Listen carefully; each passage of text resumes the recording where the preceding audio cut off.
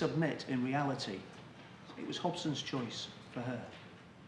Because whatever choice she made in that situation regarding the divorce, she would remain a skivvy and a slave.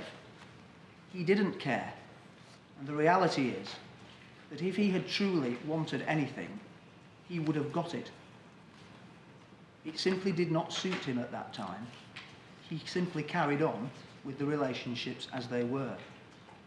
And my lord, we respectfully submit to suggest that she was exercising choice where there was in fact no choice at all is somewhat unfair to Mairead Philpott in those circumstances. And we go on to submit, respectfully, that to ascribe what might usually be considered normal types of behaviour to anyone subject to the will of Michael Philpott is not a task that should be undertaken lightly. With all due respect to the court, whether it be her ladyship or this court, we come from a completely different position and completely different starting point than Mairead Philpott. Those of us who sit in judgment of others constantly try to put ourselves in the position of the victim, or the victim's family, or the defendant, or the defendant's family. But how can we, from our privileged positions, I would suggest, how can we? How can we possibly imagine where our own moral compass would point unless we are in the same shoes as the defendant? Her ladyship was in the presence of Michael Philpott for 32 days.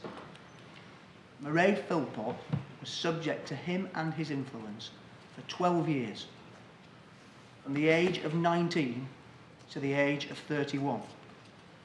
What kind of man was she subject to? My lords, there is an unused witness statement in the papers from an ex-MP called Anne Widdicombe.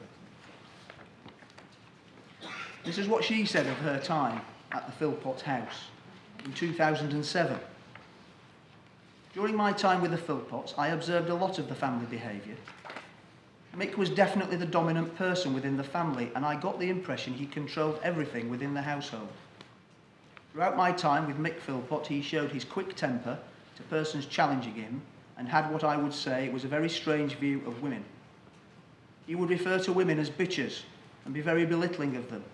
I recall him describing how he used to service his women, meaning make love to them. I never witnessed Mairead or Lisa stand up to Mick, and they were very subservient to him.